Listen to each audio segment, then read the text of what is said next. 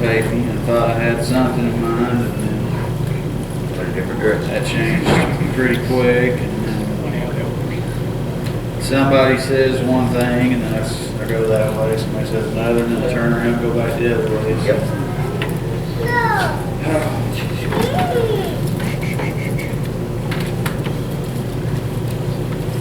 physically, I'm down in the valley this morning. And I get a constant reminder every day. I hear people talk a lot about, especially the older generation. I've heard it my whole life. The end's near, and we're just getting that much closer. You know, this is a pretty bad time we live in, but it's comparatively bad to a lot of other times we've had. I don't think the problem is necessarily that the end is near, but the problem is that your end is near. This is temporary, just like you said. It's not going to take long. Some's going to take a lot less time than others. Some people will be spared along the way, and I think for good reason. But regardless of if I'm alive when the Lord comes back or if I'm not, my time's going to end. That's right. And being ready is the main thing. You hear it a lot around here. You don't hear it as much from where we're from, but if we go and visit somewhere and we preach, and Brother Joel got done and he said, that's a good message. Or somebody at work asked me, what was your message about Sunday? My message hasn't changed since the moment that I started doing this. My message has been Jesus Christ. Amen. And you need. There's no other message. Message is being born again. Messages are for the people who's going to sit down and try to figure out and write what they're going to say. My message is that I'm going to lean on the Lord, and if He don't put me in the direction I need to go, then I'm going to sit down. Sure. But if I have to sit down before I do, I'm going to tell you that Jesus Christ is the only way. The only way into heaven's land. Amen. You know, I'm going to tell you about the times that He's walked on this earth, and I'm not going to try to scare you. I don't think it's as much the fear that brought me to the Lord as much as it is the love. The love. The love it outweighs the fear here. Yeah, we all fear hell. Yeah, we all fear pain. We fear death. But let me tell you, my Lord had a love in the book there that can't be matched by the people of this world. We can do everything that we think is good here. We can be charitable, and we can, here in December, we can pick up a little family that maybe don't have anything. But let me tell you, that don't do much. Just like I said, it's temporary. It was only a little bit over a year ago. There was a little girl sitting back here. Her boyfriend had been walking down the road, and Chris took him to get some food. And you know that food, it was temporary. But let me tell you, she sat in here a couple times. She sat back there and cried a lot of times. And we did give her a lot of stuff, but how much of that stuff you think she still has? But you know, I guarantee right now that there's some mornings when she wakes up, probably even on some Sunday mornings, and she thinks about something that somebody gave her up here one day that has probably outlasted every item we ever gave her. And you know, it's sad that this world, I'm not talking about the earth here, I'm talking about this world, how this world was able to work with her, and the people were able to slide right back in. It felt like she was so close, and I think about it often. And you know, I've seen many people do that there. A lot of people ask if your Lord is real, why don't we still see those miracles being performed? Let me tell you, I see those miracles performed all the time. You just got your eyes closed. And I've got a faith in a God that every day I have to build upon. You see, I'm working on a house right now, and I'm working awful hard. And I've got a lot of paint, all the nails and the wood and the things that go into redoing everything. But you you know, that house is temporary. Amen. My little boy, I went outside and he had went under our back deck and got almost to the top of it. And as you go up behind there, the land, it rolls up. So he kept getting in smaller and smaller, tighter places till he got stuck. That's because that ground there, it's not perfect.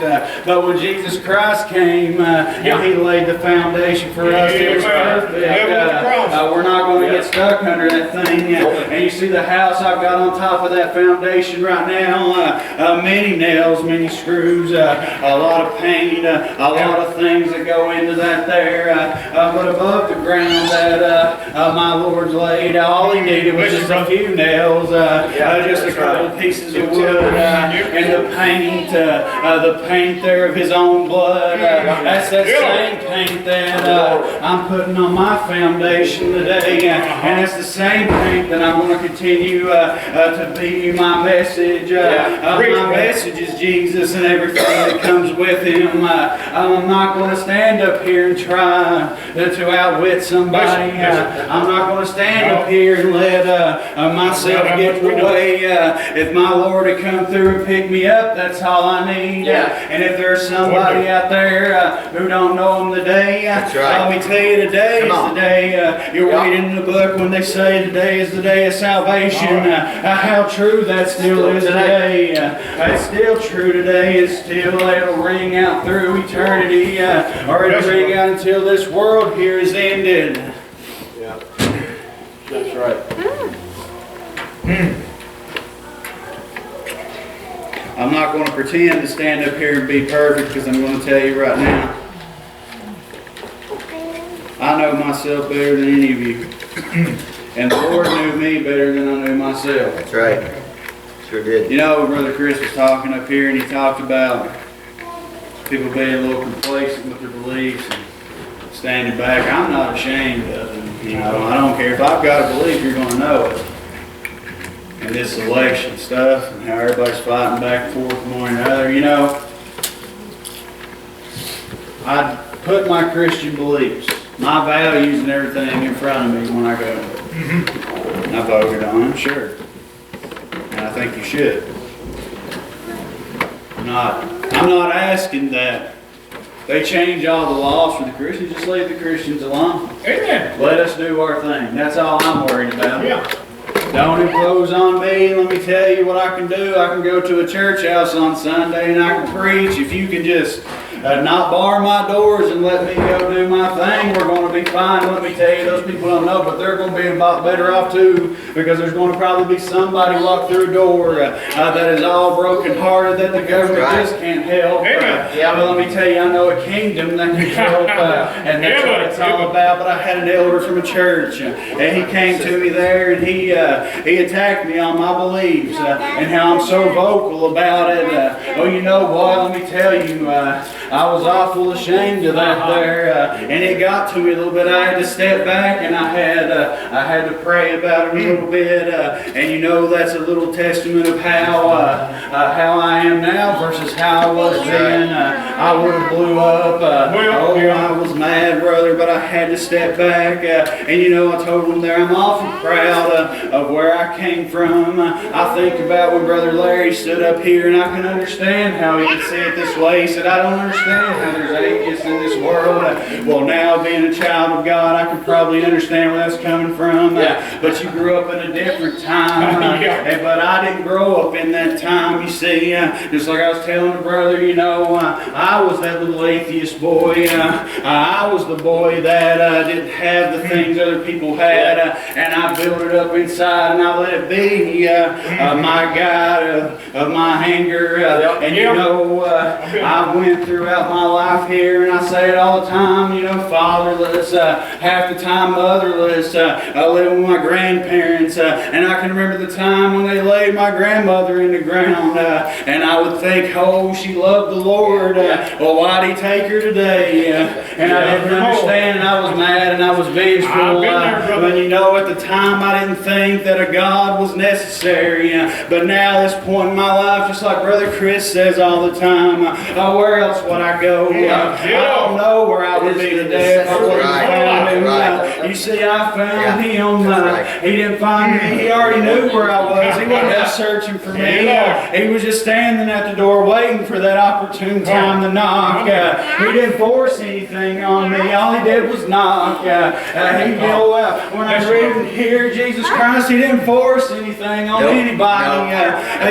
When he went out and he preached to the multitudes, he didn't say, you come do this now. He preached to them, and that's how he got his followers. And I don't need nobody to force nothing on nobody else. Let the Lord do his work, and that's all I need. I'm going to stand on those principles, and I'm going to tell people these things. You see, my faith, I've got that foundation, and I keep building on it every day.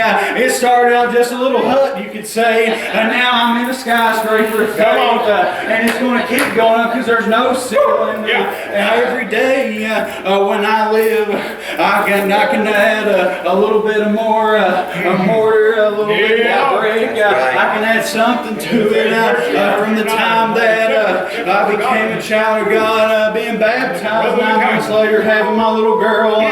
There's that first block. When I was in the hospital there and seeing little Olivia and seeing her now, there's a couple more blocks there.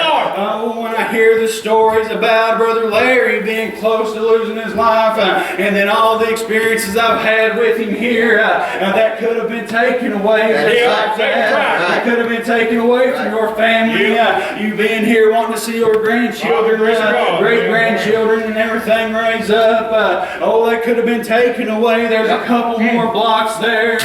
Let me tell you what kind of a house has just a bunch of blocks. Let me tell you about that paint. That paint that came from the cross, and every day, every block I lay, it's being covered by that paint. I talk about when I was younger, and I'll tell this and I'll get out of the way, get you the song. When I was younger, I used to get little phone calls, and my mother would come tell me, your daddy's coming to pick you up today. I would get awful excited because I tried to please a man that I didn't know. I'd grow up and I'd hear about how he used to fight all the time. And what I would do? I would fight because he'll respect me then.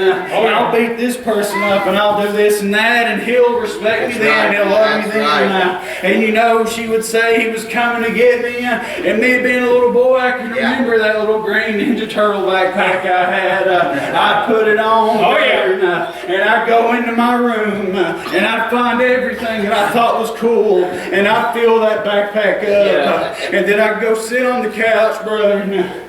I would sit on the couch there from midday there, sometimes in the afternoon until 8 or 9 o'clock, falling asleep with that backpack on, and no one ever showing up, brother. Let me tell you, not too long ago, I got a little call to my heart, brother, from a father that said, I'm coming to get you one day. You know what? I don't have to put that backpack on. Because everything I need is waiting over. I don't have nothing else to do to impress him. Because that pain is on me. That blood is on me. And that message is still the same. And when I leave this world, I don't have to worry about having to come back and having to wait for another phone call. No, it's going to be forever over there. And that same grandmother they laid in the ground, brother, I can guarantee you, with all the confidence that I have, that she's waiting there on the other side. A little baby that I have here that we lost. My grandmother used to tell me all the time, I can't wait till you have children because I'm going to spoil them. And she died before Delilah ever took her first breath. Well, I can guarantee she's spoiling somebody right now over there on the other side. And let me tell you, that father that's told me to set that backpack aside, he's already spoiling one over there for me. When I leave this world, won't need that foundation anymore. Because the foundation that I have here, The foundation that I have here is nothing compared to where I'm going. And you know, I'm not going to sit and I'm not going to be ashamed. I'm not going to be quiet. I'm going to tell you about it. And you know what? If it comes time to vote again in 4 years and they throw somebody else up that wants to attack my religious liberty, I'll fight you then too. And you know, when you come at me, I'll ask you to explain it. And if you don't explain it, then I will put you in your place, because I'm not going to lie to this world. I'm not going to lie to these people. I'm going to tell them about my Lord, and I'm not going to be shameful of it. I'm not going to just conform to immorality and sin. Oh, I was a sinner at one time that wasn't forgiven, and I'm still a sinner today, but let me tell you, there's a difference, and that's the difference I'm going to tell this world about, that I'm saved by that grace and by that blood. Get you a song. Hear me, get some. There's a big difference today. And don't be afraid to tell anybody about it.